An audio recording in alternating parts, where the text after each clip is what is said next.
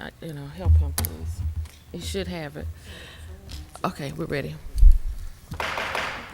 This is the regular meeting of the Mobile City Council, Tuesday, May 25th. Please stand for our invocation led by Pastor Phil Vo, New Life International Baptist Church, and remain standing for the Pledge of Allegiance.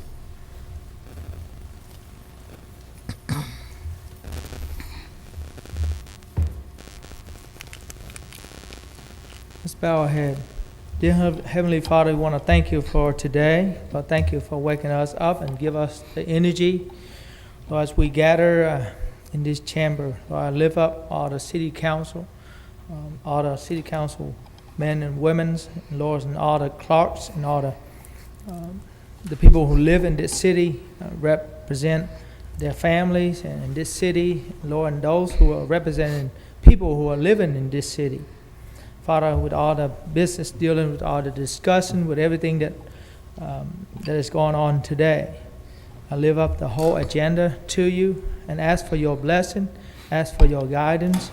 Lord, they are wise in much counsel. So I pray for blessing on all the councilmen and women that is here as they serve the people that have been trusted them and elected them and put them in place as you allow. Lord, I pray that this city will be safer. I pray that this city will be better for business. Lord, I pray that this city will be better for family. Lord, I pray this city will be better for those who are hurt. Lord, I pray this city will heal and will come together even stronger in the year to come because of the decision that is going to be made in and out every day in this place, and especially for today. Father, we want to do things that is honor you. Lord, in return, as we do that, we ask for your blessing on this city, especially, Lord, for the people who live in this city. Thank you for everything. Thank you for watching over us. Thank you for allowing us to gather. We pray in your Son, Jesus' name. Amen. Amen. Allegiance to the flag of the United States of America and to the republic for which it stands, one nation, under God, indivisible, with liberty and justice for all. Before we would be seated, I'd ask that we would continue with a moment of silence due to the loss of Mr. Alfred Lee and also Mrs. Catherine Pirine. Mr. Lee lived to be well in his 90s, worked at Riley Stewart for a number of years, featured prominently in the Mobile Register for working there over 50 years, and his just kind and gentlemanly demeanor. Great man, great citizen of the city of Mobile. Miss Catherine Pirine, great lady of the church, loved her community, passed with cancer, and asking that the Pirine and Lee families would continue to be in our thoughts and our prayers as they mourn the loss of their loved ones. So let's observe a moment of silence in memory of both of those citizens and all citizens who have been impacted.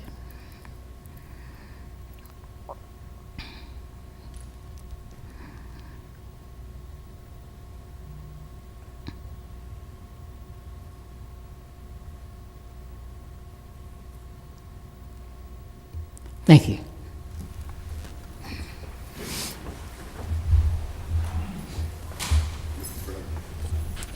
Mr. President, Mr. Richardson. at some point, I would like to, I have a resolution read at some point. Yes, sir. Right after any comments from the mayor's office, if there be any, we'll come right to you. Okay. Roll call, President Manzi. Here. Vice President Small. Here. Councilmember Richardson. Here. Councilmember Williams. Here. Councilmember Daves. Here. Councilmember Rich. Here. Councilmember Gregory.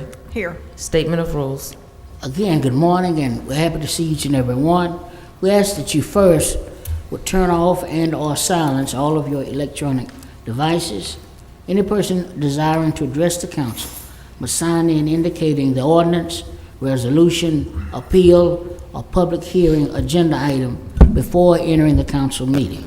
When addressing the council, we ask that you clearly state for the record both your name and your address. Any person desiring to speak to the City Council on an issue not pertinent to a city agenda must contact the City Clerk's office on the Thursday preceding the Tuesday in which you'd like to speak by 2 p.m. You are strongly encouraged. As a matter of fact, all of your commentary should be pertinent to City of Mobile business. If that proper notice is not given, then you will not be allowed to address the council on that particular item. Speakers are granted 3 minutes in which to make all presentations. At the conclusion of 2 minutes, a bell will sound indicating that you have 60 seconds to wrap up any and all commentary. When addressing the council, we ask that you not make any individual comment to a council member. Make all of your statements and inquiries to myself, who serves as chair, and subsequently, if there are members of the council who wish to respond or ask questions, they will be allowed to do so. To maintain decorum, there will be no undue applause and or public outcry allowed. Those are the rules for this particular meeting, and thank you for your continued interest in your municipal government. Approval of minutes of May 18th and May 20th. So moved. Second. Properly moved in second. Any discussion? If not, all in favor? Aye. Opposed? Communications from the mayor's office. Good morning. Good morning, Ms. Woods. So as I get ready to make my comments, I'd ask Coach Hickman, along with the coaches and our athletes, to make their way to the podium. This morning, first announcement is the Community Housing and Development Program for the City of Mobile will be starting accepting its applications for critical repair grant program. That starts June 1st, 2021 through July 31st, 2021. We are going to provide you all with the flyer for your newsletters after this meeting or within the next couple of days. Mr. Roberts will do so, and it'll have the contact information for the city on the actual flyer. And we just want people to understand that this is need-based, so it is not first come, first serve. So July 31st is the deadline, and June 1st is the opening. This morning, also would like to join our Parks and Recreation Department in recognizing and congratulating the Mobile Parks and Recreation Track and Field 2021 Alabama Recreation and Parks Association State Champions, Boys and Girls Division. And here for the introduction of our coaches, along with our athletes, is Coach Hickman. Coach Hickman, take it away. Good morning. It's a glorious occasion to be able to represent the city of Mobile. During our spring program, we had 126 athletes ages 4 to 14. It was a big increase after the pandemic. Everybody was ready to get out, get started, revitalize. And this is just a small representation of the children that we took to Trustville for the Alabama Recreation and Parks Association State Track and Field Championship. Through their hard work, dedication, determination, they were able to showcase their talent in Trustville, and we came home with the boys' championship and the girls' championship. All right.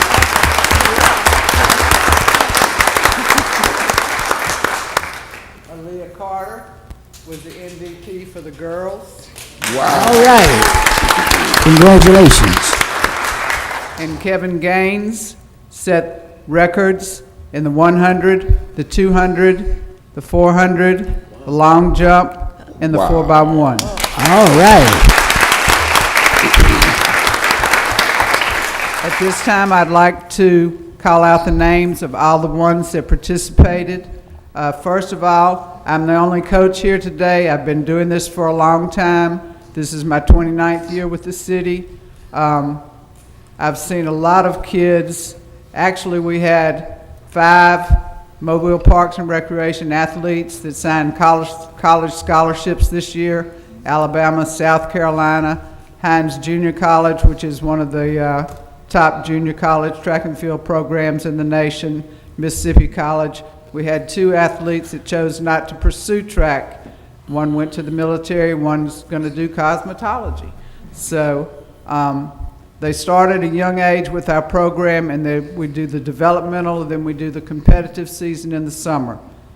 We always need your support, okay? These are the list of the athletes that participated in the Alabama Recreation and Parks Association State Track and Field Championship. Elijah Abrams, Caden Carson, Elijah Barnes, Koa Busby, Zachariah Davis, Kayshawn McKnight, Roderick Atkins, William Carter, Kendall January, Caleb Lofton, Jordan Davis, D'Angelo Davis, Carl Carson, Takaris Callier, Christopher Leatherwood, Isaac McNeil, Zaylin McMillan, Amari Jackson, Ashton Richardson, Corey Boykin, Kevin Gaines, Jalen Wheeler, Takali Stubbs, Nicholas Bell, Calvin Stinson, Reese Grayson, Marquez Scott.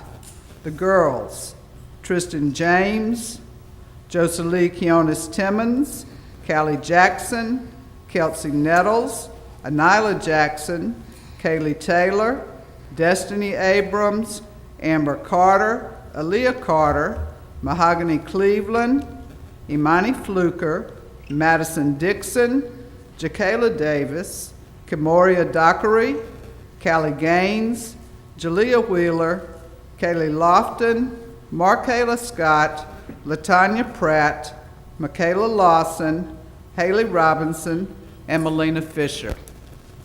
We're very fortunate with the MPRD track and field program that 3 of our coaches are products of the Mobile Parks and Recreation track and field program. They have earned their college degrees. One works for Alta Point. He's in a wheelchair, but he is our hurdler coach. He does a fabulous job. His hurdler signed with the University of Alabama this year. Courtney Jones graduated with a degree in kinesiology from La Tech in Louisiana. She's our jumps coach. Chris Edwards, he's an assistant principal at Booker T. Washington Middle School. He's our distance coach. Rickson Opont, who is a graduate student at the University of South Alabama. He's competing in the NCAA regionals this week, so he's not able to come. He's our throws coach. And then we all coach together. Whatever we see needs to be done, we work well together as a team. And like I say, they know the success of our program and what it has done to influence their life, and they wanted to come and give back to the program. That's terrific. Thank you. Thank y'all for having us. Oh, look at those trophies. Mr. President? Yeah, we need to have y'all come down. Mr. President, Yes, sir. can we have them to come, let them come Absolutely. back here with us? Come on down Bring your trophies. and bring the trophies and your smile. Right. All right. We are just Let's figure out how we need to. as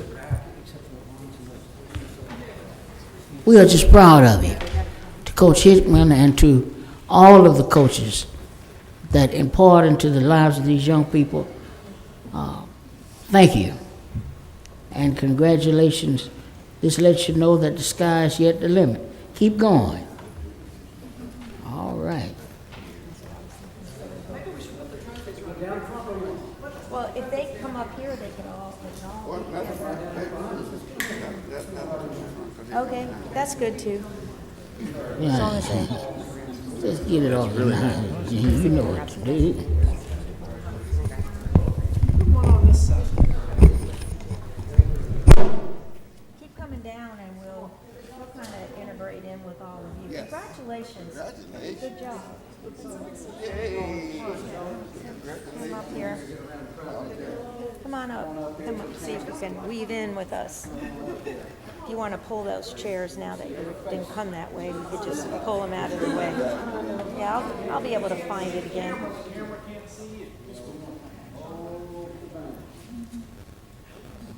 Job well done, guys.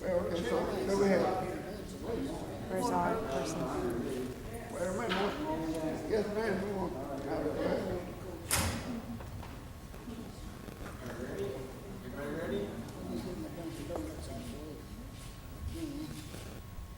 Hold up, we got the city clerk got the check.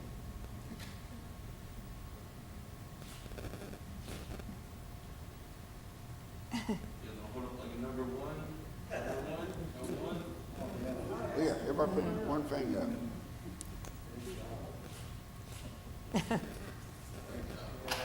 All right. Okay, have a good summer. Good deal. All right. Thank you, gentlemen. Good job.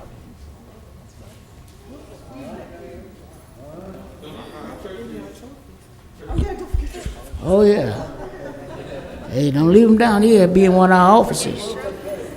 That's right. Congratulations. And as the team is leaving, I believe Coach Hickman has one other statement she'd like to make that we certainly need to hear.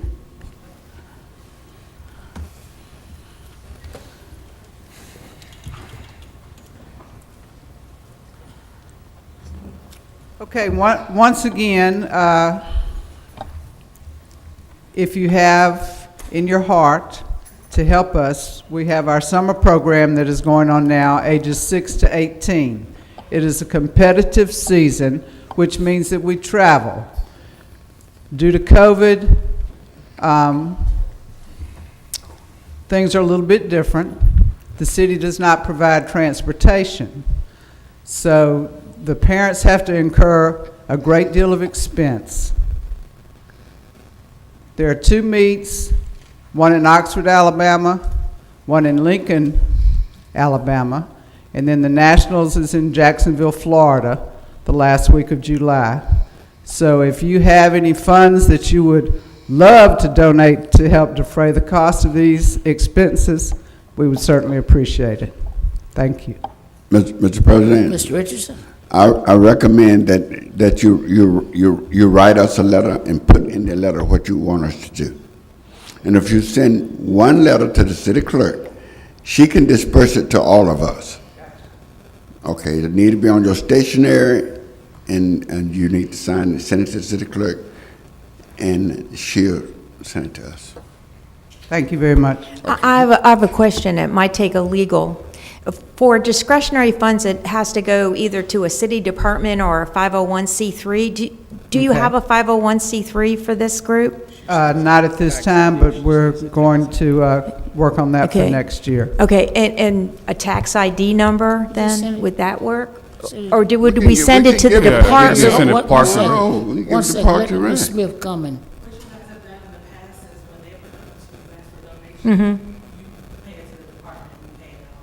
There we go. Okay, then that's Right. good. That streamlines things, actually.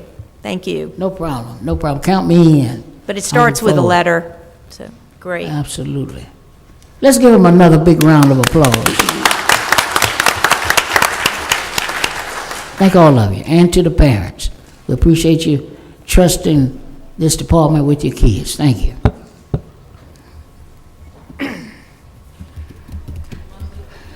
Monthly finance report. Mr. President, don't forget about me. Before the finance report, we do have a presentation from Mr. Richardson, Councilman Richardson.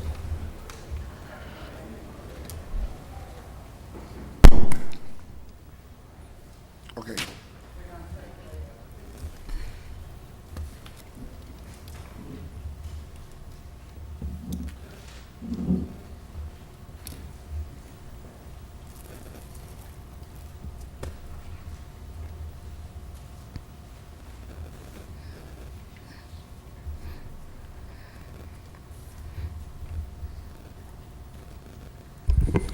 Thank you, Mr. President. Yes, sir.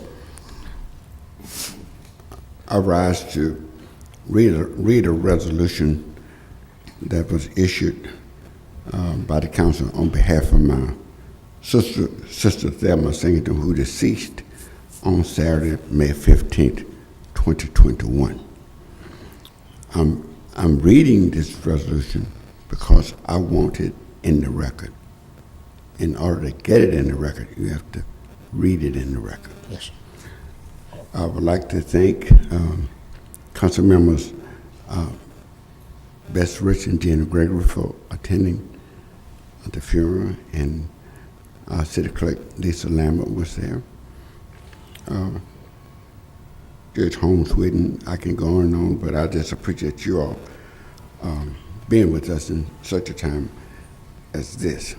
The resolution was signed by all council members, and I want to read it. It says, whereas Thelma Ametha Singleton, a native of Conecuh County, Alabama, a resident of Mobile, born February 21st, 1934, departed this life on Saturday, May 15th, 2021. Whereas she is preceded in death by a daughter, Gail Singleton Water, her son, Herbert Singleton Jr., three sisters, Lavinia, Maggie, and Dolores, three brothers, Shelton, William, and Anthony. Mrs. Singleton graduated from Conecuh County Training School in Evergreen, Alabama, and she was educated at Bishop State Community College. She was a member of the Martin Luther Church for 67 years and served as the treasurer of the local Women of the Evangelical Lutheran Church of America. And Mrs. Singleton had a career as a school teacher at Martin Luther School. She was office manager at the Hastings Construction Company, and after retiring, volunteered for the Tobinville Library for 16 years. As the good shepherd of her brother's mayoral campaign, she went on a mission, spreading the word, putting down yard signs, and she raised over $3,000 for the campaign.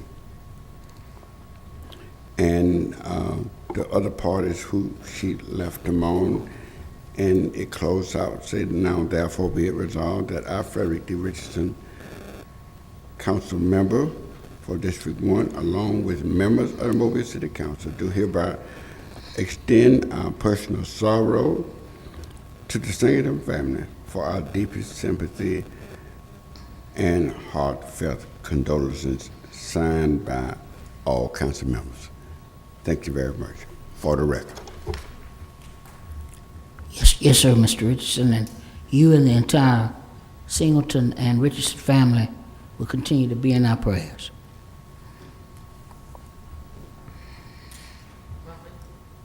Monthly finance report.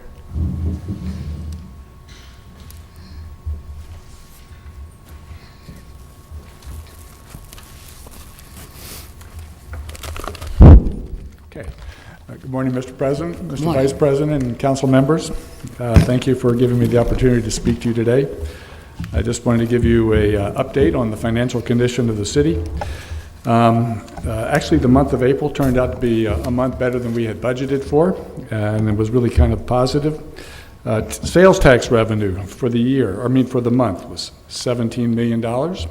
We had budgeted only $13 million based on our expectations of what the COVID fund would do to the business. But overall, we were $4.6 million ahead of budget.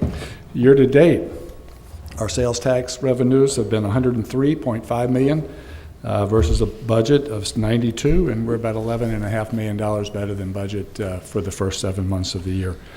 In general, I'd say that the primary reason for that is the retail and grocery sales have just been better than anticipated and not affected by the COVID as we had expected. Total revenue for the year, in the month anyway, was $31 million. We budgeted 17.7, and so we came in about $13 million ahead of plan. And year to date, our actual revenue was $193 million against a budget of $172, so we're about $21 million ahead of plan for the first 7 months of the year. A couple of reasons for that. We had our taxes exceeded plan by about $5.1 million, and our room and real estate revenue was also up. And we had some federal grants that came into the general fund for about $5.7 million. So that, in addition to the tax revenue from sales and other sources, really led us to that budget surplus. I'm not going to go over the balance sheet, other than to say that our total fund balance this year, as of today, as of the end of the month, was $126 million compared to $118 at the beginning of the month. And that's pretty much because of the positive revenue that we had for the year, for the month. But a couple of things that I think are interesting that you might find interesting, looking at our cost and our budget. Public safety, which is the area that has our largest budget of $56 million so far year to date, we've only spent 51, so we're about $4.7 million to the good on the public safety budget. Public Works, our budget 32, our expenditures were 26, so we're $5.7 million ahead. And for all cost centers, our budget spend was $107 million, but we've only spent $92 million, so we're about $14 million ahead on cost for the first 7 months of the year. So that's pretty much it. Any questions on the financial results for the year of any kind?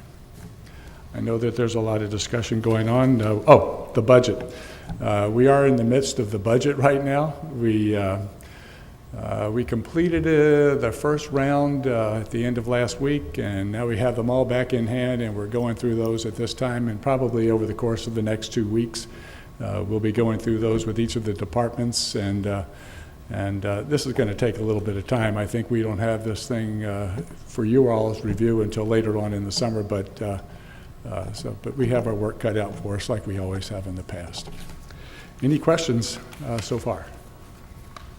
Thank you. Thank you, Mr. Holt. Okay. Thank you.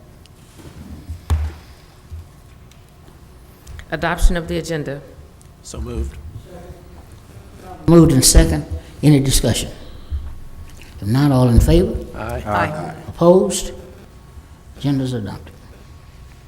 Appeals, we have requests for waiver of the noise ordinance on June 18th and 19th on LaSure Road, July 1st on LaSure Road, June 18th on Angus Drive North, May 30th, South Broad Street, and May 29th on Woodcliff Drive East. So moved. Second. Properly moved and second. Any discussion? If not, all in favor? Aye. Opposed? Public hearings. Today is the public hearing to declare the structures at 962 Government Street, 904 South Warren Street, 1363 Azalea Road, and 5801 Fairfax Road South public nuisances and ordering them demolished. It's also the public hearing to fix the cost of demolition of structures at 2066 Gibson Street, 520 Euchers Street, 805 Gargus Street, 818 Gargus Street, 3920 Del Monte Court, and 404 Morgan Avenue. Is there anyone here that would like to speak or offer any commentary relative to any of the public hearing items mentioned by the city clerk? Yes, ma'am. If you would, go up there to the podium set up at the top of the stairs there, and if you could state your name and address for the record.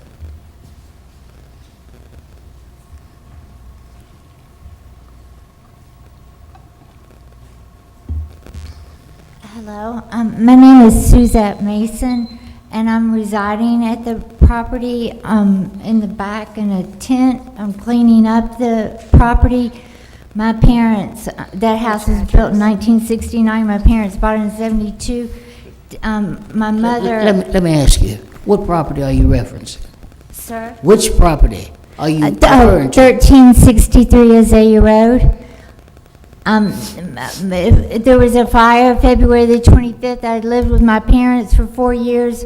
My father passed away in 2018, April the 25th, and then February the 25th of 2019, there was a house fire. They came to the conclusion it was from the refrigerator. It exploded 45 days after that. My mother passed away from complications of, today's her birthday actually. It's still on probate, the house is. I've seen it for sale in Zillow and stuff like that. They put it for sale. I've always told the administrator, Frank Cruz, that I wanted the house for, I wanted to, you know, it's just me and my brother, and I wanted to keep it, keep the house and remodel it inside. But I've cleaned up the property.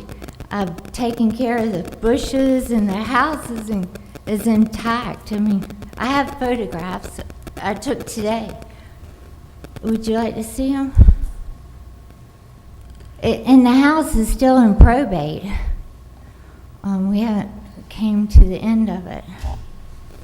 And I want the house. I've always wanted the house. Mr. President? Mr. Williams. I think thank you for coming down. I represent the area in which we are speaking. My name's John Williams. This is the first I'm hearing that there was an opposition to or an effort to repair and restore the property. And so what I'd like to do is, if you will step back for just a minute, we'll hear from the staff concerning the condition that we see it, and then the council will deliberate on them. Okay. And I have photographs of. Yes, ma'am, and we'll share those with Mr. Davenbaugh in just a minute. If you'll just take a seat up high there, we may need you back at the podium. Yes, Mr. Williams, David Dockenbaum, Municipal Enforcement Deputy Director. This particular structure is burned to the point where it's no longer habitable. We do have some debris that's still in the yard that is a concern. Due to the amount of damage to the roof and the exterior walls, it's mainly to the rear of the structure. And in your packet, you'll have some photographs that indicate that. Regretfully, that the city's position is we do at some point need some resolution either from the property owners, and if it's still in probate court, that may be for the court to decide who the owner is. But right now, we've noticed all known errors, and we're requesting that they at least apply for a building permit to begin the repairs, or that the city is given the authorization to move forward with the demolition of the structure. Okay.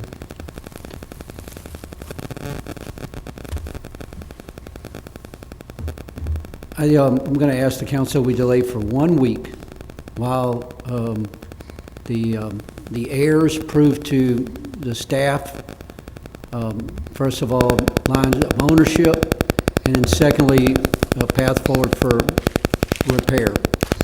So Mr. Davenbaugh is who you need to speak with as soon as we take all the rest of the speakers. He'll be able to step out for a second, and you might want to step out with him and share some information.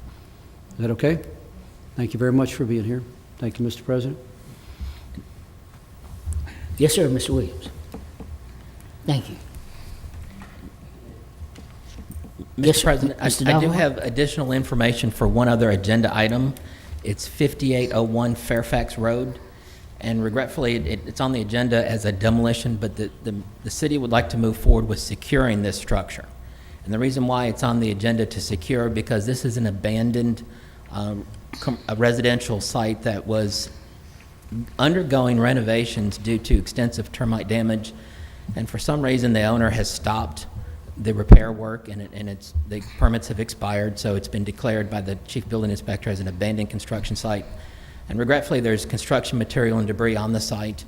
There's some problems with the exterior walls that need to be completed, but I just want to bring up to council's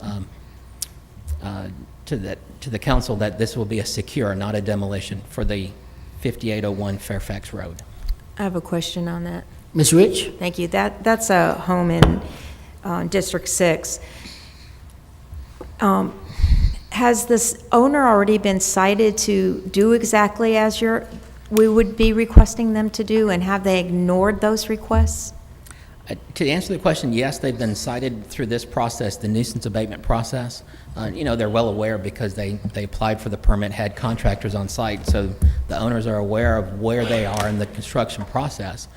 And yes, we did send out notice to the owner for the nuisance abatement process, and that's why we're here before the council requesting to secure the property and clean up the site. And we're here because we believe that's going to be a very expensive process.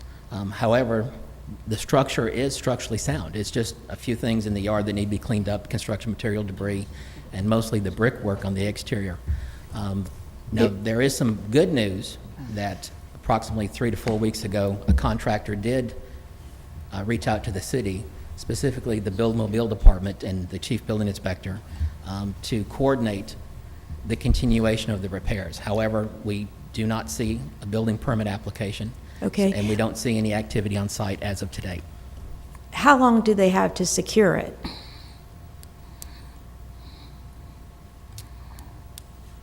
Assuming that the council has a judgment today that they do declare this a public nuisance in order to be secured, we have the 10-day appeal period. After that the owner has the ability to file an appeal. Shortly after the 10-day appeal period, the City of Mobile will take the council resolution, if it does occur, where it's declared a public nuisance. We will record that in probate court, and then we will post the property again. Shortly after that time, we will begin soliciting quotes to complete the work. So to answer it, the owners have the ability until that point that a notice to proceed would be issued by the city to do the work. Since this is a relatively long timeline, and this house has been vacant, at least the information given to my office has been over 5 years.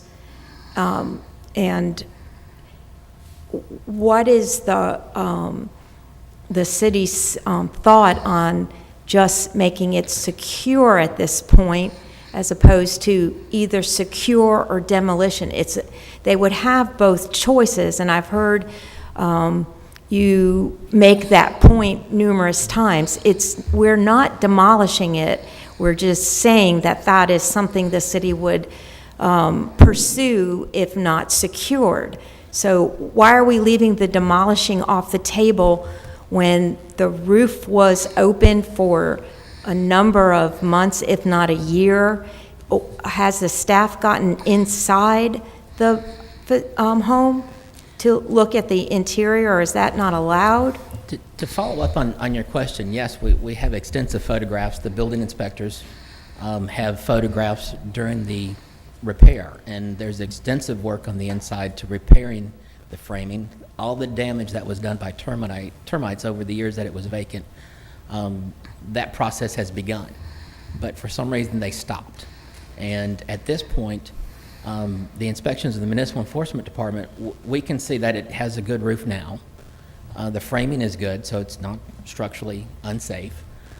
For the most part, the exterior walls are secure with the exception of a few minor areas with the bricks, the siding. And mostly the code violations are with the construction materials on site. And that's why the ordinance that we have now would define this as a secure versus a demolition due to the fact that it's structurally sound. And they've been inside the building vacant inspectors home, have the been, abandoned home? Our building inspection staff has been, yes.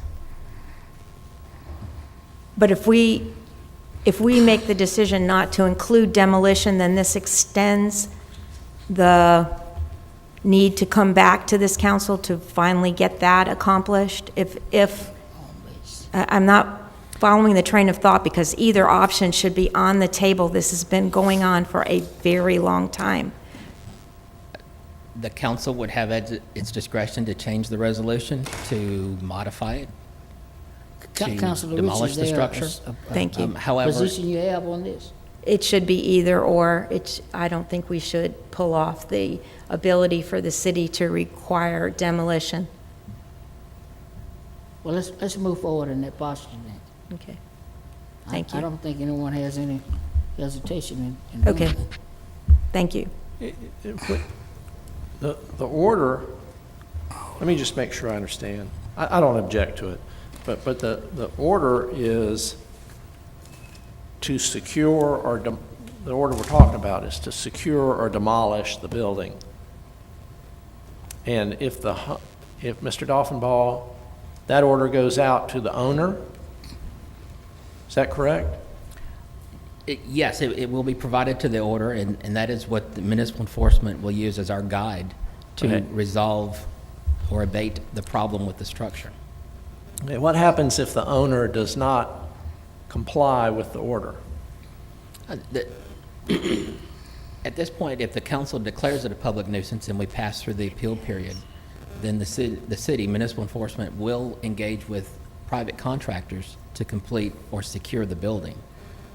Now, what Ms. Rich is saying is, in her belief that the building may not be structurally sound, and at some point, either now or in the future, it should be demolished, and municipal enforcement doesn't believe it's at that point yet. And that's why we're going the secure route to clean up the property of construction material and debris and you know, secure the exterior of the walls. Okay. I think both options should be on the table. If it was a recent phenomenon for the neighborhood, for that particular home, then I might concur that that would be an option.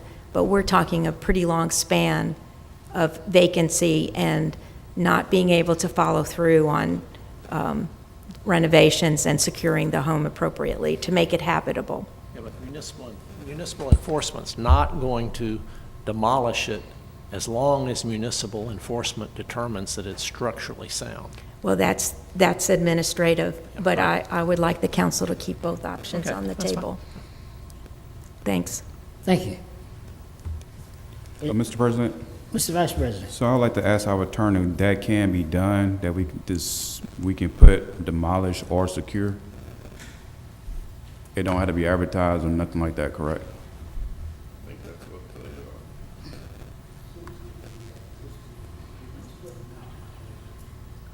it's got both on there. This is Fairfax, right? Yeah. Yes. The resolution currently has three options: secure, demolished, or remove construction debris. We could vote on it as it is. So it's already on there. It's already, Well, that's why I was surprised to hear that we were to remove an option. So Mr. Aldrich is already on there. Well, we just vote on it as it is, I guess. Right. Is on a new one? Say that again, Mr. Vice Is President. on a new one? Because I'm just reading public nuisance and order it demolished, unless I'm looking at the wrong thing. that's what's on the agenda, but that's not the item. Okay.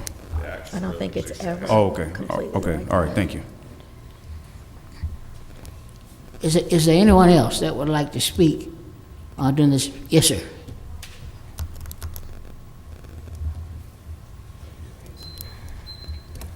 Good morning, Council. My name is Jonathan Billings. I live at 362 Hillwood Circle East in Mobile.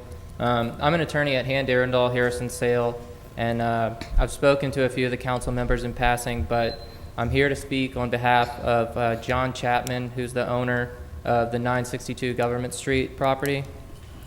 He's been a client of our firm for over 15 years, and he has a ton of real estate experience. He manages and keeps up tons of property in the Mobile area. Just to name a few, he's got the Twin Oaks apartment on Old Shell Road, the Bay Oaks apartment complex on Broad Street, St. Charles Apartments on Government Street, Midtown Commons on Sage Avenue, Hillcrest Commons. He's currently renovating a complex on the corner of Conti Street and South Monterey Street. He also just acquired the former Bank Trust building downtown on St. Joseph Street, and he's working with an architect and planning a renovation to turn that building into a residential complex. All that being said, when he purchased the property at 962 Government Street, he planned on renovating it much like he has with his other properties. But for multiple reasons, he just hasn't been able to get this one off the ground, mainly because this building is historically significant underneath the addition.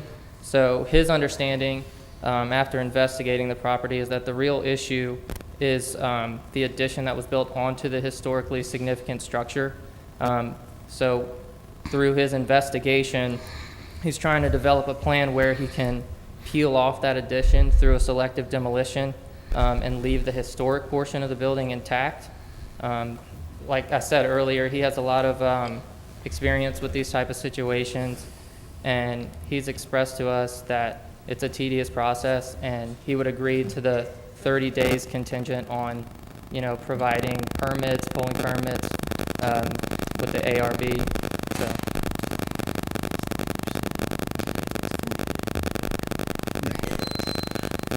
Thank you, Mr. Billings. We've had extensive conversation, not only amongst ourselves, but with residents and concerned preservationists across this community about that particular property.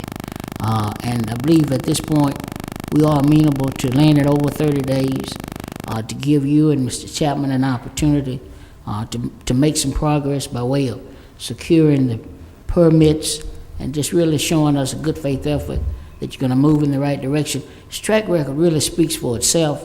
The fact that he's interested is certainly a plus for that property. On the other side, we've got tons of residents that see it in its present state, as it's been for the last 5-10 years, just a really decrepit part of Government Street, and want to see it demolished. If it can be saved, and certainly with someone of Mr. Chapman's stature, that could be achieved, we want to see it saved. So we're going to hold this particular item over for a period of 30 days, and any and all that you all can do to secure permits and any other notices from the city in order to move forward progressively certainly would be helpful. And as you need more time to move into further steps, we'll do our best to work with you. Okay, thank you. Yes, sir. Thank you. Is there anyone else that would like to speak in regards to any of the properties called by the city clerk in this public hearing? If not, public hearings are closed. Presentation of petitions and other communications to the council. Valerie Longa.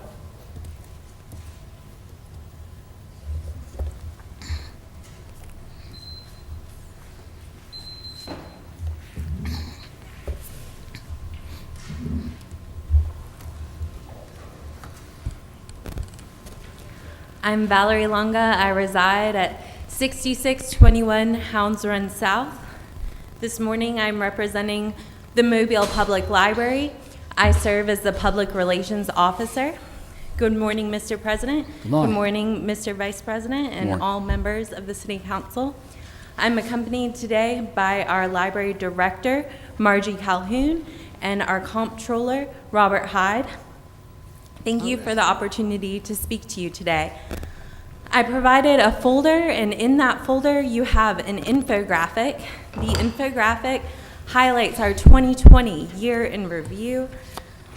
During the pandemic, we still rose to the occasion to serve the community. We instated some new practices and services, such as curbside delivery. We allowed patrons to get library cards online. And we also are doing book bundles where we provide families with a selection from our librarians for them to be able to either pick up curbside or in the library. These practices have been so successful that we are continuing them beyond the pandemic. We did reopen on October the 5th, and we have been gradually fully reopening. You will see that the values of the library, the exponential value that we provide to the community, such as library as a shared space. Even though we had the closure, we still had over 468,697 visitors, and were open for 11,202 hours. Our digital resources skyrocketed. We had the highest numbers of digital resources being accessed than we ever have. You were provided with a bookmark that highlights all of those digital resources. And I especially wanted to present to you today about our summer reading celebration. Registration is now open for the Tales and Tales Summer Reading Celebration. This is taking place all June and July with programming for all ages. We are highlighting our local nature and environmental groups like the Environmental Studies Center, the Alabama Gulf Coast Zoo, and Share the Beach Sea Turtle Conservation Program. We're going to have outdoor programs for families in the community.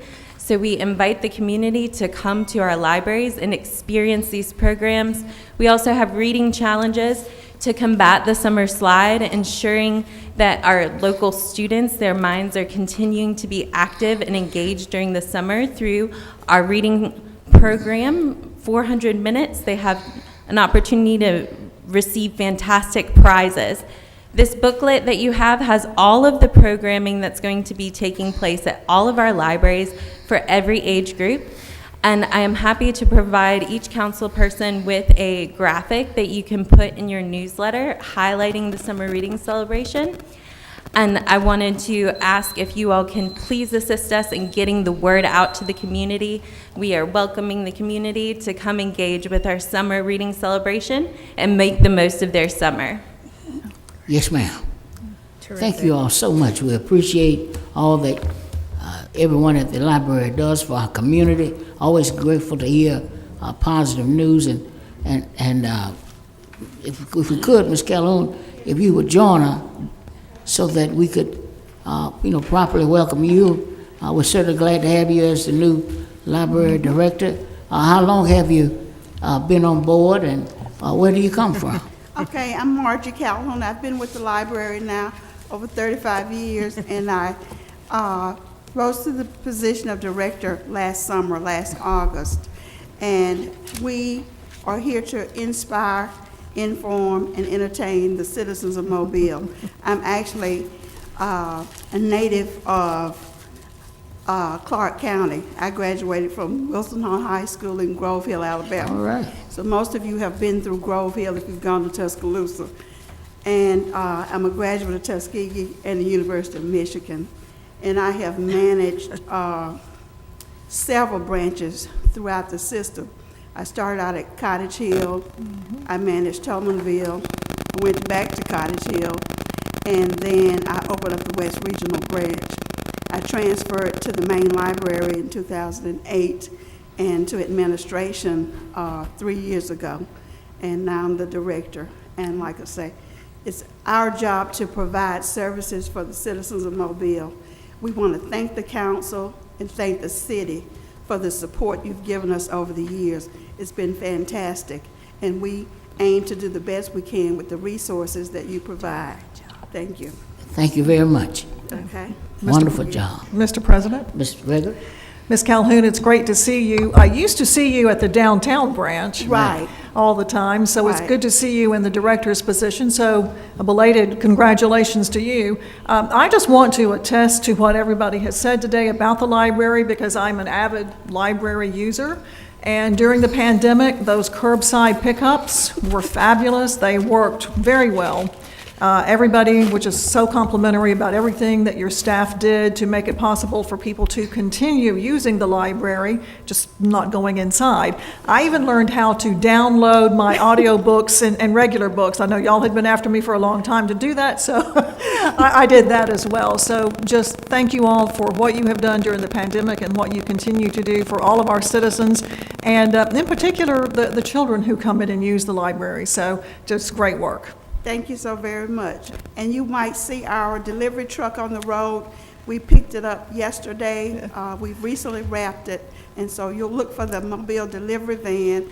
Our slogan is, "We deliver dreams." So look for that van. That's us if you see it. And also our bookmobile has been recently wrapped. Yeah.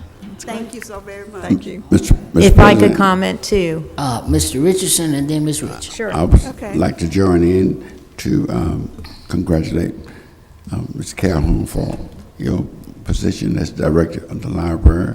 Thank you. I know you were over at the Tolmanville Library. Right. But that was just part of the stepping stones to get you to where you are now. I'm very proud of you, and I'm proud of what's happening at the library. But I want to know, how did you escape the Clark County Training School? Clark County Training School.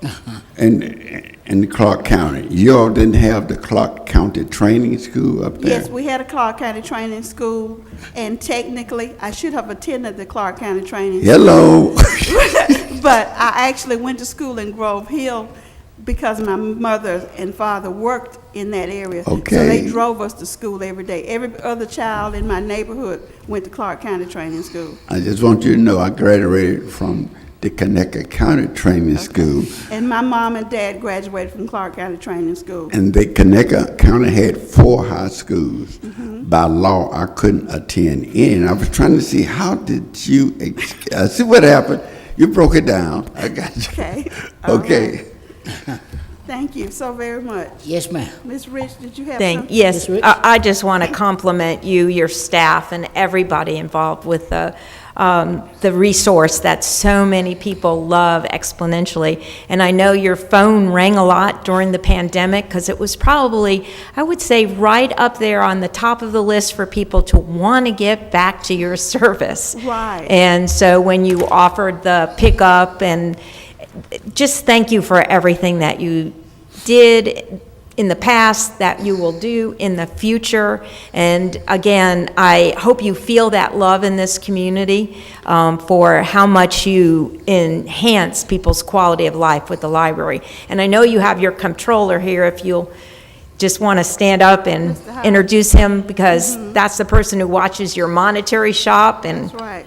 does a Mr. great Robert job. Hyde has been with us a long time, and he does an excellent job of keeping us on track with our finances. So we are very proud to have him as a part of the library staff. Great. It's a great, this is a wonderful PR tool, and so I look very forward to getting it out to the community. But like I said, that love is a natural, and they sense it mutually from all of you, too. Thank you for all that you do. And I'd like to compliment Ms. Longer, because she's actually only been with us since November. Good job. All right. Mr. President, can I say one other thing? Thank you. I ain't gonna be but a minute. Yeah, Yes, Ms. sir. Calhoun, if things start deteriorating where you don't have the funding to provide the level of service you know that the citizens in Mobile are entitled to, you need to make some noise. All right. It's we will great to do be that. quiet, but sometimes it's time to make some noise. Make some All right. noise. All right. Okay. Thank you so very much. Okay. Yes, ma'am. Thank you all. Donald Stewart.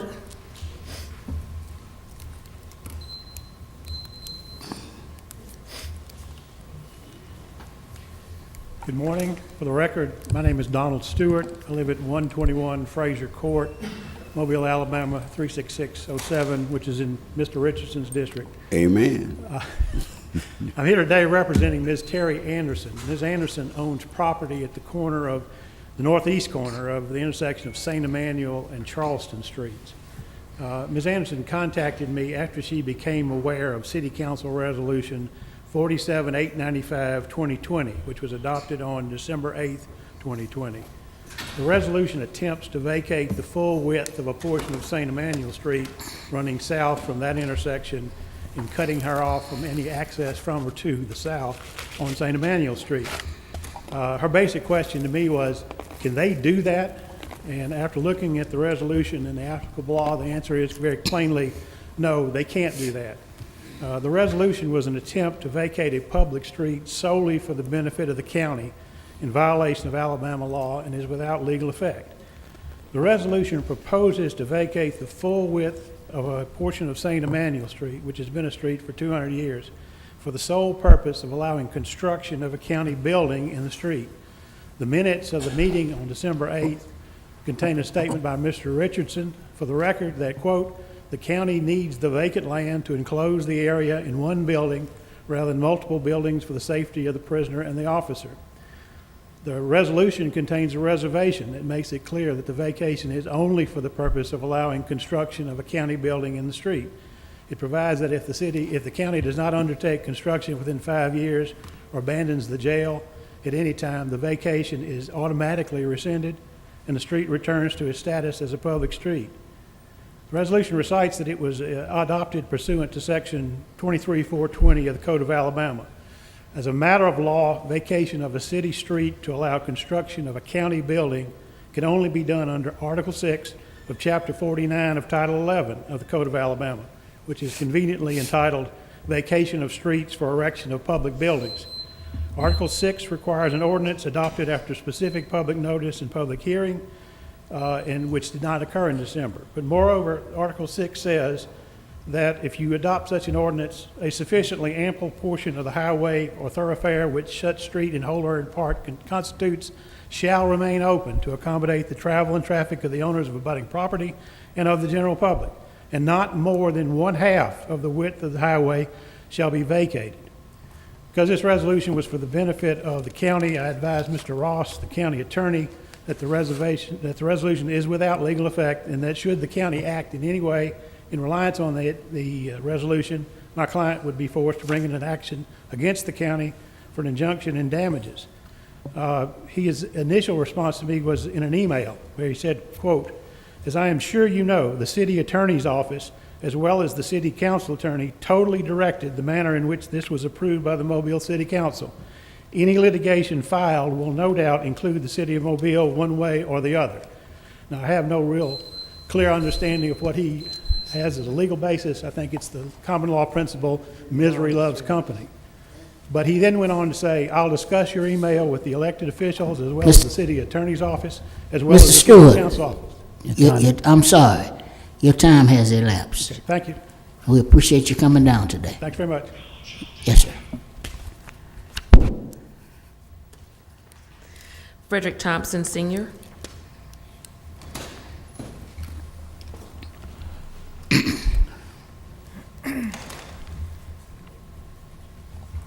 Good morning. Good morning. My name is Frederick Thompson, Senior. I reside at 505 Bel Air Boulevard. I am a member of Faith in Action Alabama. Faith in Action Alabama is a multi-faith organization. And our mission is to dismantle systemic racism from a state and local level, create a pathway of opportunities for all Alabamians. We have 4 hubs: Huntsville, Birmingham, Montgomery, and Mobile. One of our greatest accomplishments here in the city of Mobile is getting the public defender's office here, because we saw a need that everybody need proper representation for those who could not afford an attorney. And now we're focusing on gun violence in our city. And there is a concern that we have, and there's a program that we would like for our city leaders to consider looking into and supporting, if you all will. We spoke with our mayor maybe about 2 years ago concerning this program along with his administration, but we felt the need to bring it before the council so you can be aware of it as well. This program has worked in other cities that have cut down their gun violence from 20 to 60%, and our team felt as though this program will be very beneficial to our city, because there is a great concern that we have about gun violence in our city. Also, we do street walks to let our people know that, we want them to put the guns down. But due to COVID-19, we have not been able to do anything within a year, but we're still out here trying to do our best to stop this gun violence. And so we will ask that, also would like to, whether it's virtual or in person, we would like to reach out to each of you to discuss this matter with you all and get you all input in what we have. Thank you so very much. Reggie Hill. Thank you, Pastor Thompson, and we appreciate all that Faith in Action is doing in our community. I look forward to meeting with you. I think Reggie left out a moment ago. Captain Chad Durant.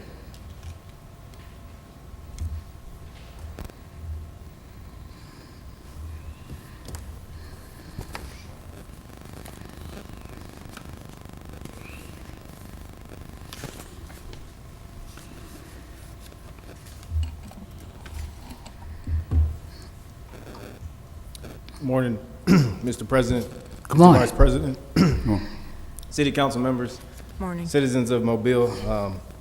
I'm Captain Durant, and I am an active duty recruiting commander here in the city of Mobile and surrounding counties ranging from Monroeville all the way out to Pensacola, Florida. So I'm here today to talk to you all about establishing partnership between the city of Mobile and the United States Army. And that partnership is called the PAYS program, Army Partnership for Youth Success. This is a strategic partnership between the United States Army and the public and private sector. And essentially what it does is it establishes employment opportunities for our youth, anywhere from 18 to 25 years old, maybe even older, gets them a guaranteed job interview and possible employment with that respective organization, whether it be public or private.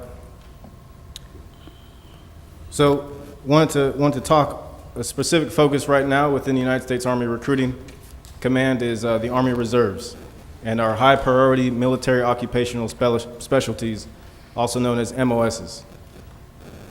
We're looking for high priority STEM jobs, and essentially with the PAYS program, we would like to work with the city, local and businesses to get our youth jobs here in the city of Mobile and also jobs within the Army, especially focused on STEM. So the PAYS program is beneficial to both the soldier and the business for several reasons. The soldier gains of course, the great benefits of the United States Army, whether that be our VA benefits and tuition assistance, which can cover 100% of their college tuition, and the employer gains a basic employee with valuable skill sets.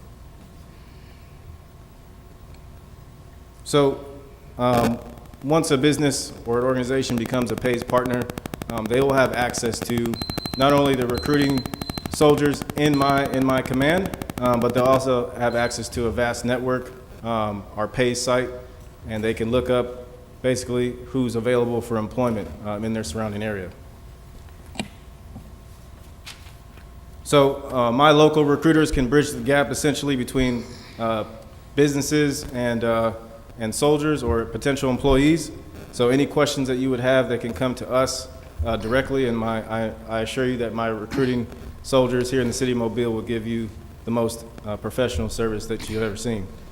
So overall, this PAYS program emphasizes education and employment for our youth, getting them education and getting them a job, and it also allows them to serve our nation. So again, Mr. President, Mr. Vice President, City Council members, and the citizens of Mobile, I'm very grateful for this opportunity to speak to you all, and I'm looking forward to establishing a relationship between the city and the United States Army, and also getting the youth of Mobile City and County employed. If any questions, I'll be here afterwards. Thank you. I don't have a question, but if I could comment? Ms. Rich? Thank you.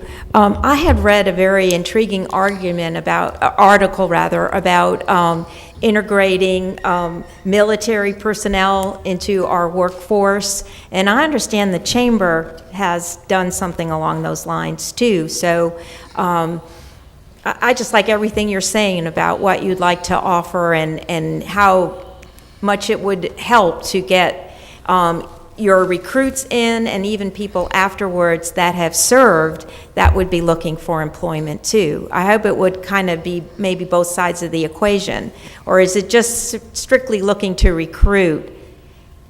So yes, to answer your question, for those that, again, I wanted to emphasize the United States Army Reserves. So for those people that want to stay here local, but also serve the country, they can join the Army, United States Army Reserve. With the PAYS program, they can also get a guaranteed interview with a local business or organization here in the city of Mobile. So Chamber of Commerce is definitely obviously an organization I would like to work with and establish a relationship with. And then if someone that wants to go on active service and do 4 or 8 years, this PAYS program also guarantees them to come back with an interview and a job. It's wonderful. And I think Joe Snowden was the one who answered when I sent that article up to the mayor's office, because again, it just seemed like a natural fit for, particularly for Mobile, because of the fabric that we have with the military. Yes, ma'am. And if Joe has anything to add, I think that would be a great, marriage, so to speak. Yes, ma'am. Thank you. Yeah, we'll definitely talk afterwards. Great. That's Thank you, sir. terrific. Thank you. Mr. President? Yes, sir, Mr. Vice President. Yeah, I'd like to thank Captain Durrett for coming down and informing the council of this initiative. I'll advise you, have you spoken to the administration or anybody from the administration yet? No, sir. This is first time. Yeah, first time. Yeah, First time advise- coming, so I just wanted to formally introduce myself and then Great. get the ball rolling from there, how that works. Yes, and it sounds like a great program, but I advise you to contact the administration, like Mr. Snowden, Anitra Bell Henderson. She works with the younger people and everything. That can be your connection right there, and she can help you move forward in achieving the goal that you're trying to achieve. Absolutely. Thank you. Thank you. Do you have an address you could leave for our record? I don't believe we got that. Yes, it is 31611 Plaza de Toros Drive. Unfortunately, I actually live on the Eastern Shore. As you know, Army, we move around a lot. So I have one more year with y'all. Yes, 31611 Plaza de Toros Drive, and that is in Spanish Fort, Alabama. Okay, thank you. Thank you very much. Mr. President? Mr. Vice President. I just want to say to Reverend Thompson and Mr. Napier, we appreciate y'all coming down, but also the initiative that you all have, what you all talking about. And I know you said you had spoken to the mayor about 3 or 4 years ago, but I also advise you to go back and furthermore talk to the administration too. All the council people, as we had stated last week, nobody don't like to hear about gun shootings in their district, whatsoever. But when you're looking at the large number and the different types of program that you're looking at, it needs the initial start from the administration. So make sure that you all also, contact Chief Baptiste and Chief Barber also. And again, the council members, we'll do anything to keep from gun violence in our district, but we need the help from the administration also. But thank y'all for coming down. I totally agree with Council Vice President Small. This would be an opportune time, Pastor Thompson, Mr. Napier, to reach out. As our finance director was making reference, they are working on the budget. As we make these speeches, they are working on the budget. So I would reach out to the mayor, chief of staff, finance director, set an appointment and kind of chart a course and see where we end up. I know for a fact that they've held those walk-ins in the street, and it has had impact. They've done many of them in the district that I represent. So I'm hopeful that you all will make that contact, because it'll come from them to us in the budgetary process. Sounds like a winner. Yes, sir. Thank you.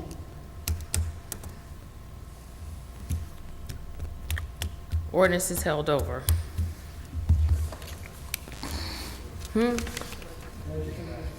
Oh.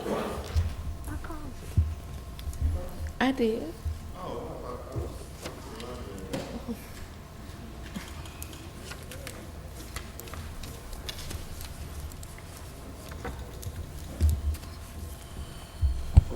Thank you, Madam City Clerk. Mr. President, members of the council, in the absence of our mayor, to the administration, citizens, and stakeholders of Mobile, we're still morning, good morning.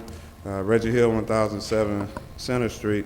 I rise today in regards to formal requests made by citizens, allocation of the pandemic resources, the American Rescue Plan, public safety, innovative practices, Africatown initiatives, and public purpose funds. I'll do my best to speed through these, but at least give you an opportunity to understand what's being asked. Now, to me, and I would love to be corrected if it's not so, the form of documentation in this chamber that is written, and probably within municipal government holistically, once it's recorded into the minutes, I believe that is a form of a formal request.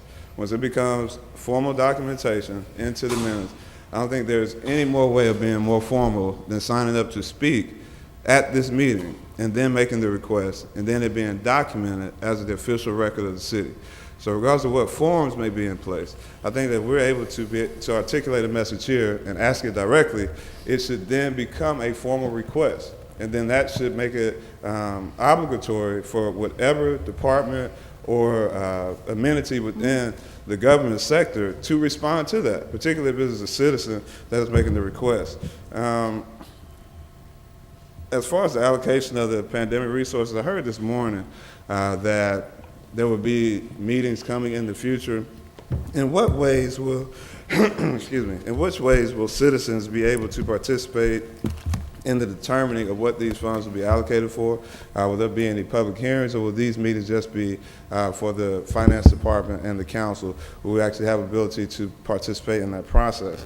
When it comes to the public safety initiatives, today is a very unique day as we celebrate 1 year from the killing of George Floyd. And so this is a formal request that I want to make to our Public Safety Committee Chairman, and in the absence of our Public Safety Director, I'm hoping someone will send that information to him, for us to have a Public Safety Committee meeting where individuals who feel that they can come forth and present ideas to improve the quality of safety in the city, they'll actually be given the opportunity to do it, because a lot of this stuff cannot be taken care of in 3 minutes, which each of us already know.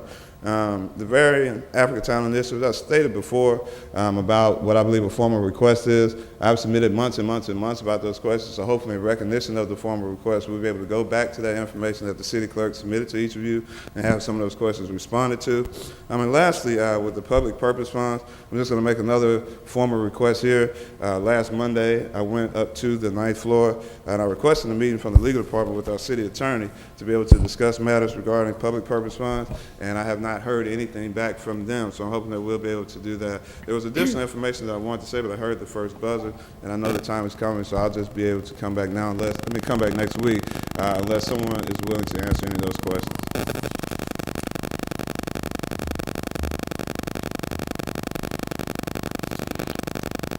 Taxpayer resources, always keep that in mind. Thank you so much for your floor. Thank you, Mr. Mr. President, Mr. Richardson. I would just like to say that it is a removable offense for any council member to give instructions to any member of the administration. So I understand where Mr. Hill is. I understand what you're saying about not being able to get any information. But for us to instruct the administration to give you information is a removable offense. It's a matter that you are going to have to take up with the administration, because there is no relief that the council can give you in that regard. I have some of the same issues you have. There's nothing I can do about it. Thank you, Mr. Richardson. Welcome. Madam City Clerk. Ordinance is held over. 64025, ordinance to rezone property located at 2100 North University Boulevard from R1 to B1. So moved. 6402, oh, we're taking these separate, okay. So moved. Yeah, I moved that we approve 64025. Second. Been properly moved and second. Any discussion? If not, all in favor? Aye. Opposed? 64026, ordinance to amend and restate Chapter 64 of the City Code zoning. Move delay over 30 days. Properly moved and second. Any discussion? This will be laid over for a period of 30 days. We may need more time. We'll be able to decide that at that point, but we will have the first meeting of the Committee of the Whole on June the 8th, which is 2 weeks from today at 2 p.m.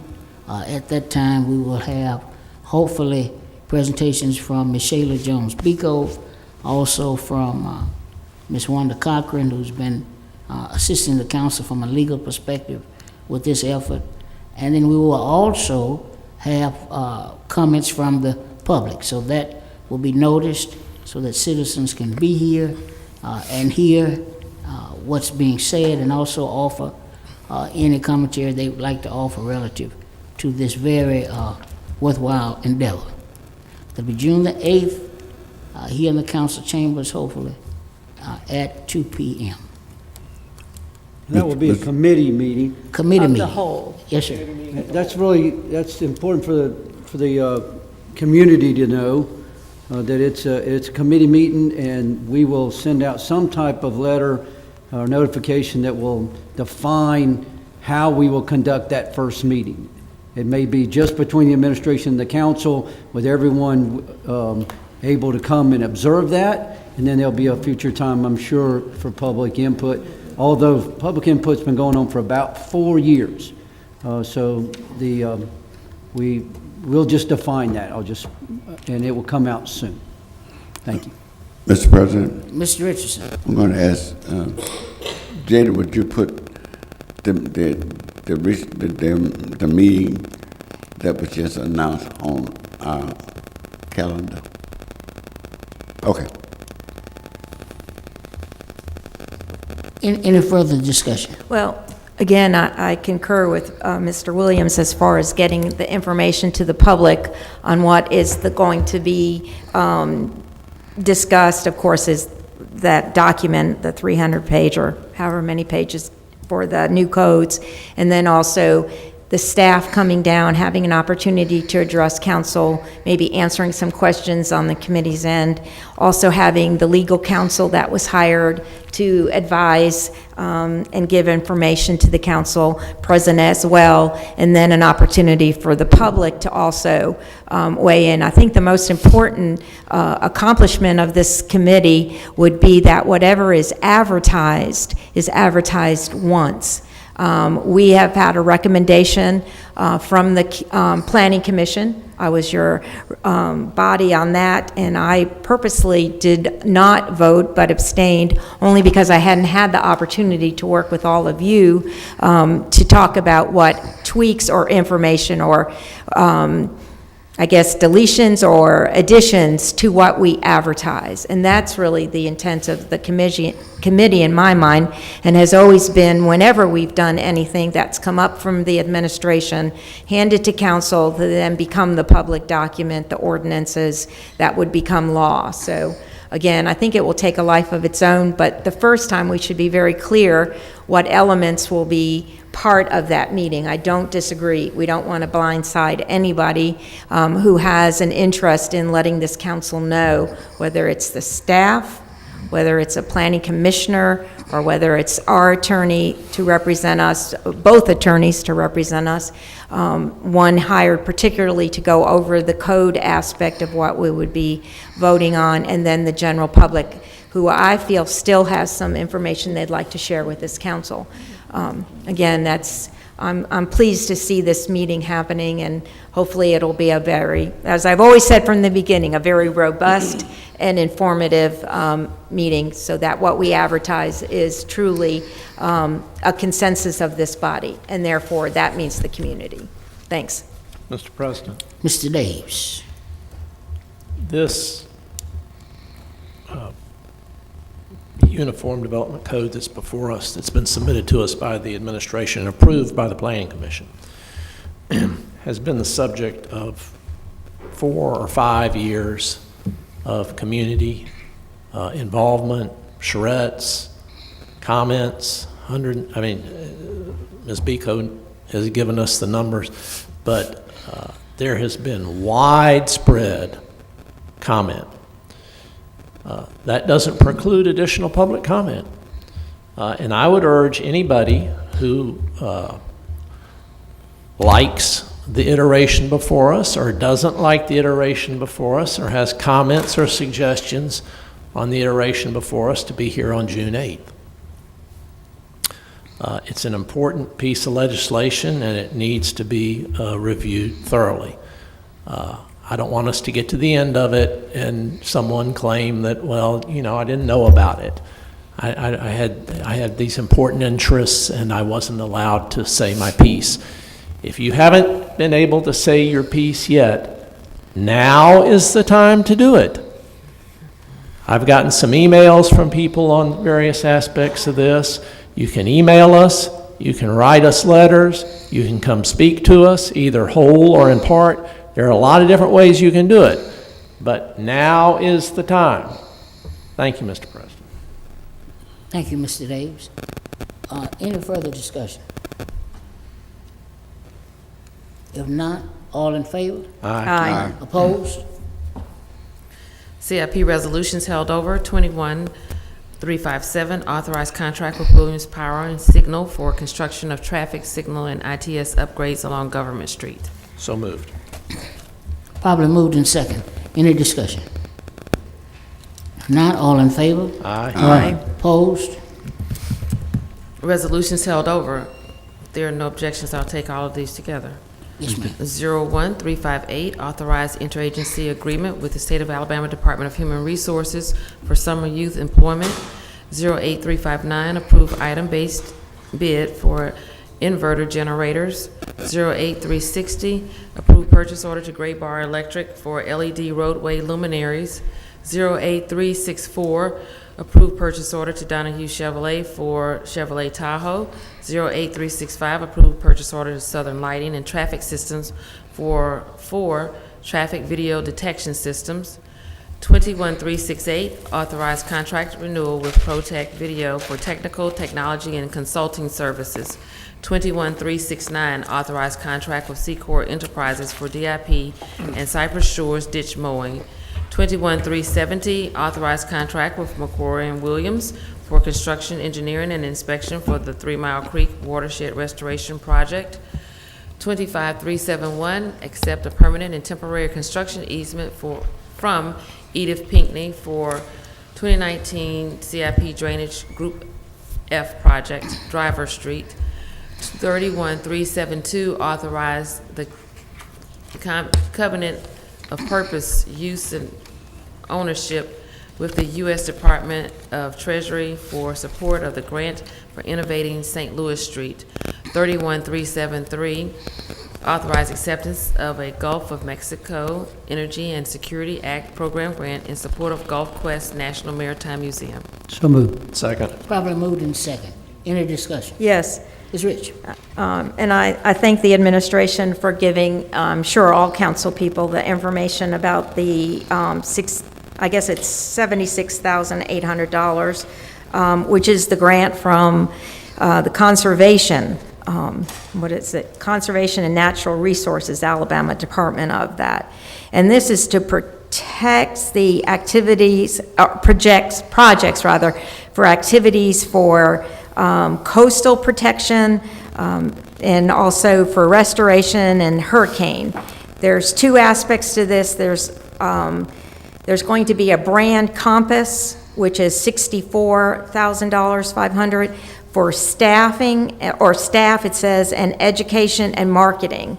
And then there's a brand refresh, which will be the $12,300, and that's to get the tours within the facility so that people that don't have the entire time to visit the museum, it would be reduced, and they would have, I guess, wayward signs or whatever to go through the museum. I know a lot of people ask a lot of questions about Gulf Quest and always want to know what's going on, so that answered my questions. I do want to get back to one thing about their attendance. If we could get a report, if I remember correctly, when the city council voted to help the bank loan issue with the Gulf Quest, we were told we would get reports. And so I know we had COVID, which interfered, but it would be nice to get that information. And also, the council had required that people who showed a license from the city of Mobile, there would be a discount on the entrance, and I think it was up to 4 people included. They would get a discount for guests that they had with them.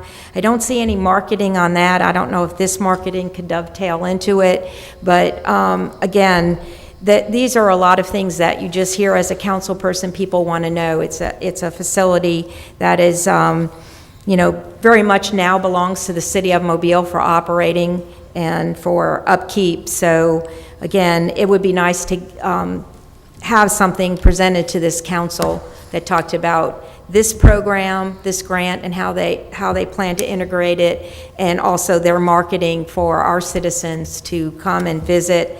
And again, that was part of the agreement, so I'd like to see that publicly expressed. So if they could be invited, that would be something really nice in the next couple of weeks, especially with COVID coming to an end, so that people will be encouraged to visit the museum.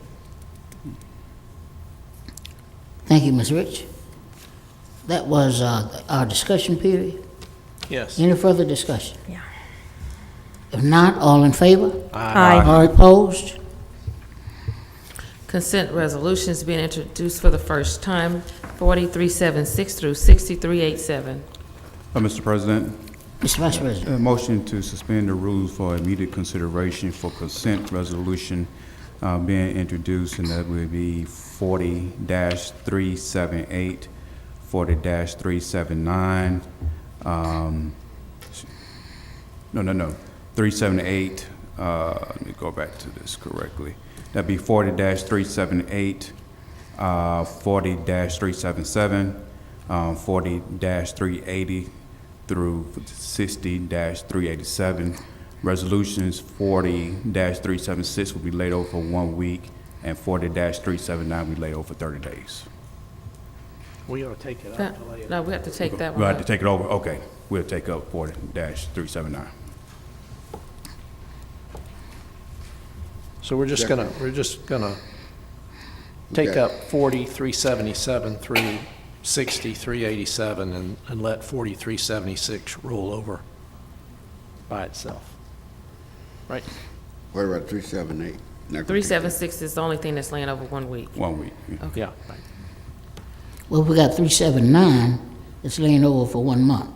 Yeah, but we gotta We have take to it take up. that one. Of course, right. Okay, did we have a So second?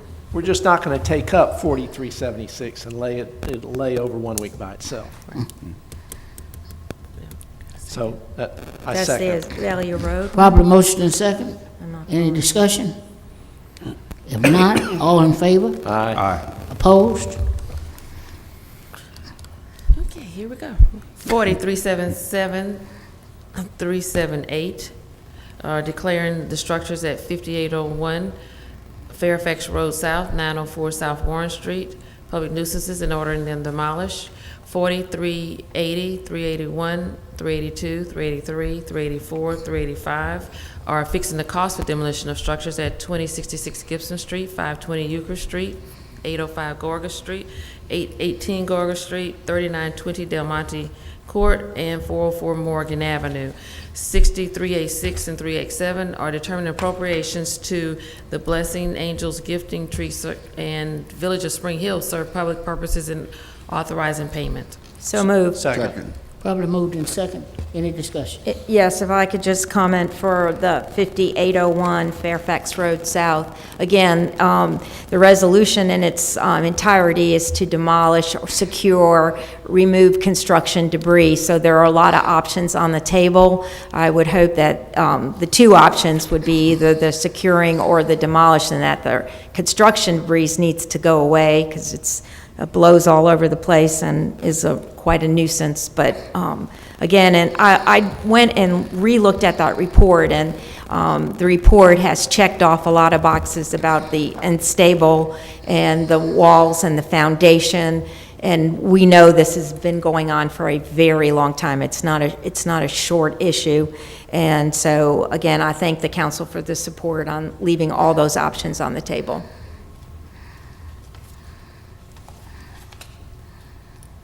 Any further discussion? If not, all in favor? Aye. Opposed? 4379, declare the structure at 962 Government Street a public nuisance and order it demolished. Move to hold over 30 days. Second. Properly moved and second. Any discussion? If not, all in favor? Aye. Opposed? Resolutions being introduced for the first time, 08388 through 08403. By council rules, these will lay over for 1 week. Announcements. Ms. Rich. Announcements. Oh, Miss Ms. Rich. Thank you, appreciate that. First of all, I'd like to wish everybody a very happy Memorial Day weekend. This is the time that we remember our military personnel that gave the ultimate sacrifice. And so even though it's a lot of times for get together and have a wonderful time with our family and picnics and all kinds of beach time and just fun events, please take a moment and reflect on the reason for that Memorial Day. Again, I thank everybody for the last couple of days after making my announcement. My husband went into his the OR, and they were all asking him, "Are you going to retire?" And he was a little offended at that. But I just really want to thank everyone who has reached out and called me or wrote me a personal note or an email about my retirement or my leaving this side of my chapter of my life. And again, I thank my council colleagues too for their kind words as well. The splash pad at Medal of Honor, I'm waiting to still get some information about the its opening, and we'll keep our fingers crossed, but until you hear from the city about the opening, it's right now not up and running, but we're hoping it'll be soon. And I know that will be, the people miss the library, well, they really miss the splash pad too, so that it'll be great when that does get up and running. And we'll hope for this weekend, but we'll be on the word to see how that goes. Again, thank you. Thank you, Ms. Rich. Mr. Davis. Thank you, Mr. President. I also would like to join Ms. Rich in thanking those who have served in our military from our country's inception. The revolution actually began about 1775, and we have had valorous men and women ever since then step forward to preserve the liberties we enjoy. Memorial Day is a time when we take a little time to thank those, remember those who paid the ultimate sacrifice to preserve our liberties.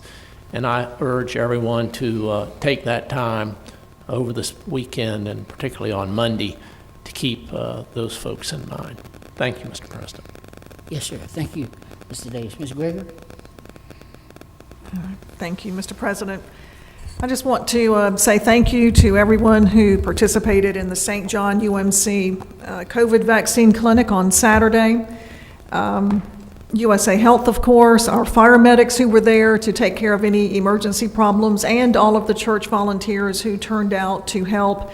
The traffic is starting to slow down at these clinics, but we do want to encourage anyone who would like to get their vaccine to come out to these clinics. We had some people who were coming through the line and asked whether or not they could come back and bring their kids. And of course the answer was yes. USA gives Pfizer vaccines, so children who were 12 and up could come in and get their vaccine. So we had a lot of that. So again, just thank you to everyone who came out and helped with this. Another church in my district is interested in holding a vaccine clinic, and I've already mentioned that to Chief of Staff Barber, as well as the folks over at USA Health. It's Smith AME Memorial Church in Hillsdale, and they would like to hold a vaccine as well. So hopefully we can get that set up and continue getting people vaccinated who would like to do so. Just if you don't know, if you go up and down Ziegler Boulevard very often, you know, of course, that there is a detour in place. Work is being done to work on some cross drains, more drainage issues that they have to take care of prior to getting that portion of the road resurfaced. But they are moving along very quickly. So this portion is right next to the park. It's from Forest Hill Drive to Forest Dale Drive. The detours are the same ones that we had a few weeks back, and I think everybody is pretty well familiar with what those are.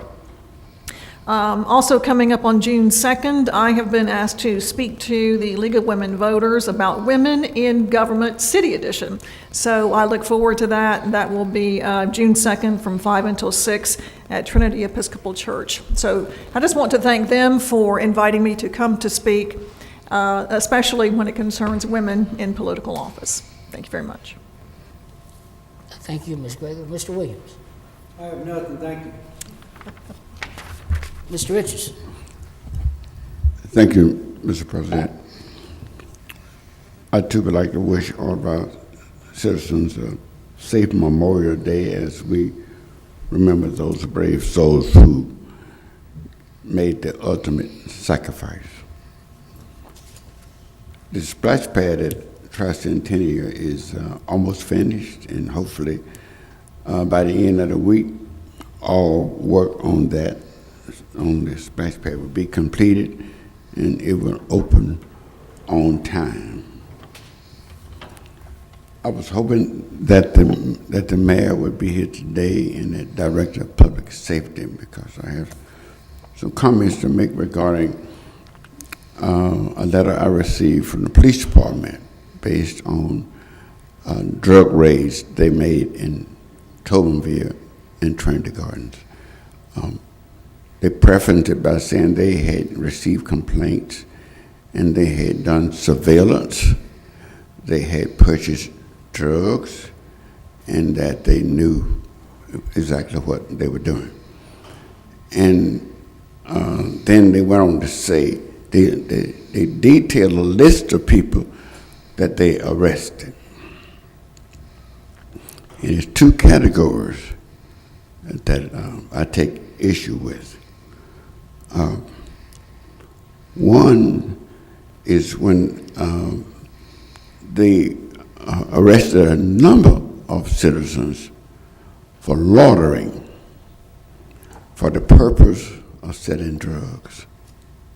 These citizens had absolutely no drugs on them, but they was carried to jail for loitering for the purpose of selling drugs. And I want to know what class did the police officers take that they could determine that those citizens that they confronted had in their mind a purpose of selling drugs. How can you determine that a person is, if you, and I know what happened, they were all gathered and they suspected they was out there for the purpose of selling drugs. They searched them all, they didn't have nothing. They took them in for loitering for the purpose of selling drugs.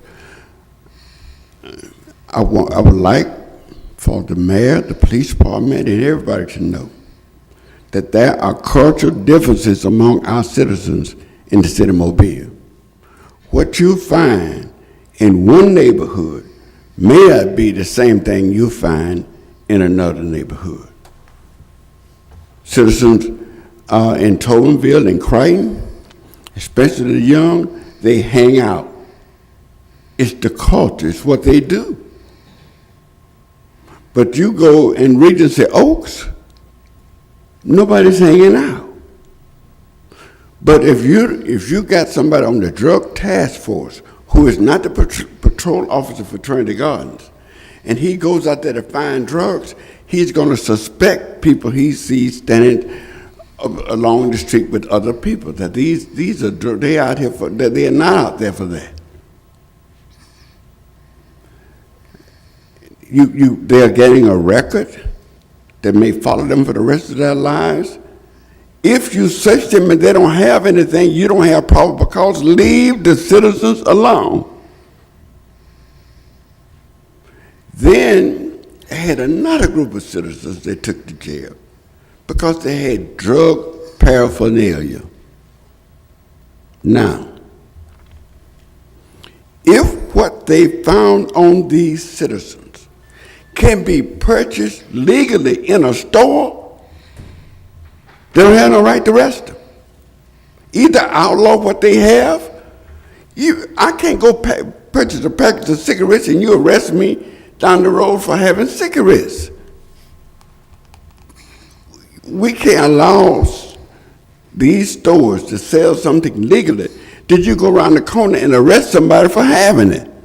If it's illegal, it ought to be illegal in the store. If it's a drug paraphernalia, it ought to be illegal in the store. It ought to be illegal wherever it is because it's paraphernalia. It's not paraphernalia because I have it in my hand. It ought to be paraphernalia if you have it in your hand too. or whoever hand is in, it ought to be drug paraphernalia. Again, what has happened? They ran up on them, they didn't have nothing, and they got them for drug paraphernalia. It's just a sweep. And I'm going to go over to the municipal court, and I'm going to see, are we sweeping everywhere? Are we selecting where to sweep? You can get the crime report from the 1st precinct, 2nd precinct, 3rd, 4th, and 5th. And the 3rd precinct consistently gonna have the safest record in the city. Consistently.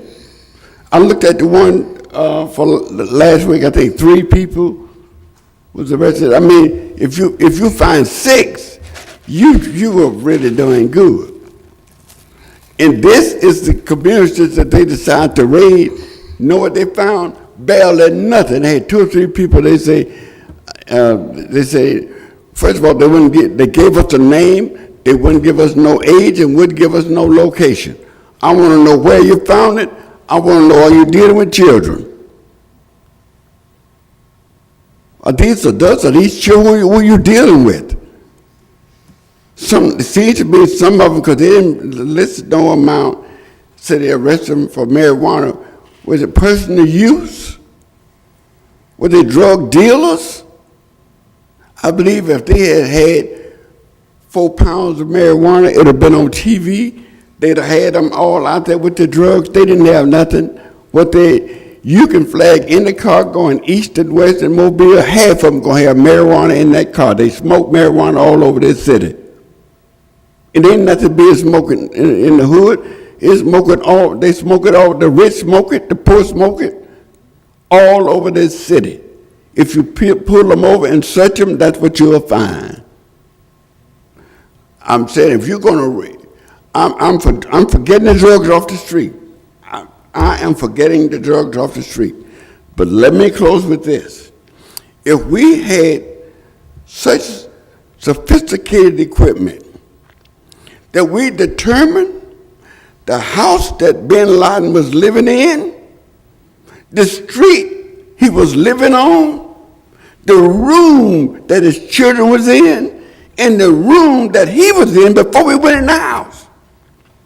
But these folks, these drug suppliers, we don't have no way, no equipment that can help us locate drug suppliers, but we found bin Laden. We keep raiding these children and sending them in the jail, but we can't find drug suppliers. If we want to rid this nation of drugs, we got first rid it of drug suppliers. If we can't destroy the supply of drugs, you won't get rid of drugs. I haven't read in the last 2 or 3 years where we arrested the first drug suppliers. We keep arresting the folk who use drugs, who use marijuana. There was almost all marijuana. I think it was 4 or 5 of them that actually had some marijuana. The rest of them, they had paraphernalia, and they was there for the lunch. In 1969, I was arrested at the Municipal Auditorium because I was boycotting based on this discriminatory practice on the auditorium. They didn't want me in there. So me and a number of people was out there with our picket signs. They arrested me for loitering. That case went to the U.S. Supreme Court. So Supreme Court struck down loitering. Says illegal. That Fred Richardson was standing on city property. He's a citizen and he has a right to stand on city property. If they were standing on the streets in Trinity Garden, the streets belong, they're public streets, meaning it's my street. You don't have no right to arrest me for standing on my street. It's a public street. It's owned by the people. You have no right to arrest me for standing on the street. It's a public street. They ruled it unconstitutional to arrest Fred Richardson for loitering, and they threw it out of court. The only time I've ever been arrested in my lifetime was when I was arrested at the Civic Center for loitering. And today, the city of Mobile still arresting people for loitering, being where I don't think you ought to be. You ought to be in the house doing something. You ought not to be out there. They're free. This is America. They stand anywhere they want to stand, anytime they want to stand. I've had my say, and I'm going to write the mayor because he's not here. I'm writing him, and I'm going to detail what I just said here to him, that I think they need to go somewhere and go find some real drugs. We got drones. We can follow them in the air now. And if you did a surveillance and you purchased some drugs, you should have handcuffed the person who sold you that drug. Why did you not get him then? You're a police officer, and the soldiers put the handcuffs on them, and you got them right then. You come back, and then you arrest people for loitering. No. Anyway, Mr. President, that's it for me. Mr. Vice President. Thank you, Mr. President. I'd like to ask our attorney or the city attorney, because I have seen some drug paraphernalia in stores. Isn't that illegal in Alabama? I mean,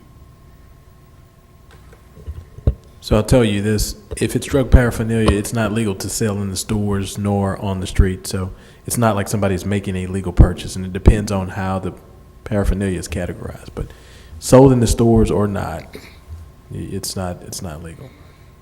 Okay. All right, thank you. Yeah. Okay. Because I was always wondering about that myself too. Appreciate that. Thank you. I would like to thank the Williamson Middle School for inviting me out on this past Friday. They had their 8th grade crossing over rite of passage ceremony. And I was their guest speaker on last Friday. I really enjoyed myself speaking to the 8th graders, encouraged them to go beyond 8th grade and shoot for the stars in life. And again, I'd like to thank the administration, the principals, the assistant principals, and the faculty and staff for inviting me out on last Friday. Again, District 3, please mark your calendars for January the 12th, which is a Saturday at 1:00 p.m. We will have our District 3 Community Fun Day. This will be held at Tremere Park. At that particular Saturday, we will be cutting the ribbon to the new playground equipment and also basketball court. And also we will be revealing the transformation plans of the next 4 years, what will be going on at Tremere Park. Currently, there is work that's being done at Tremere Park with the renovation of restrooms and et cetera. But we want to reveal this transformation plans to the community and also have a community celebration as far as in the ribbon cutting ceremony of the basketball and the playground equipment. Again, this would take place on January the 12th, which is a Saturday at 1:00 p.m. at Tremere. Did you say January? Oh, excuse me, June. I apologize. Okay, June the 12th. The 12th is my scribble scratch. My scribble scratch. June the 12th at 1:00 p.m., which is a Saturday. And we have sent notices to all the residents in the community to celebrate this great event. And Tremere Park is not the only park that we are doing transformation plans at. We're doing transformation plans at several parks throughout the district. So this is a very exciting time for District 3. Also, District 3, please mark your calendars for Tuesday, June the 22nd at 6:00 p.m. At the Riverside Baptist Church. It's been over a year since we had a community meeting. So we will have a community district-wide meeting on this particular Tuesday, June the 22nd. We will be social distanced, but we're trying to get back to where we were before the pandemic. This meeting, we will be sharing some exciting news with a police initiative that is going to happen in District 3. So again, inviting all the citizens in District 3 to come out on Tuesday, June the 22nd at 6:00 p.m. at the Riverside Baptist Church. And again, we did send out postcards and notice to all the residents in District 3. Thank you, Mr. President. Thank you. Mr. Vice President. Can I make one comment? Because I heard all these dates, and I have a very important date Absolutely. that I left Ms. out. Rich? Thank you. June 1st, which is a week from today, the senior center is going to have a welcome back party at 1:30. And again, that's another phone calls lots of people got about being missed. So again, June 1st at the Connie Hudson Regional Senior Community Center, 1:30 for a welcome back ice cream party. Thank you. Thank you, Ms. Rich. I just want to let the citizens in District 2 know that have been calling the office, calling me personally, wanting to know about grand openings of various parks. Mrs. Cassandra McAvoy is in touch with Ms. Shonda Smith and the mayor's office so that we can set dates to formally open the improved playground at Kidd Park, the improvements at the park there at Lafayette Heights. That's a brand new park. The MLK basketball court, and also the Ladd Stadium walking trail and dog park. So we have about 5 or 6 things that we really need to focus on over the next few weeks, in addition to the groundbreaking of a complete and total rebuild of Texas Street. It's been a long time coming. It's one of the worst roads now that we've begun work on Baltimore and done some on Ann Street. Texas Street is next in line, and we hope to have in the next 30 to 45 days a groundbreaking for it, so that those citizens know that something positive, something completely revolutionary is coming on that particular street in our city.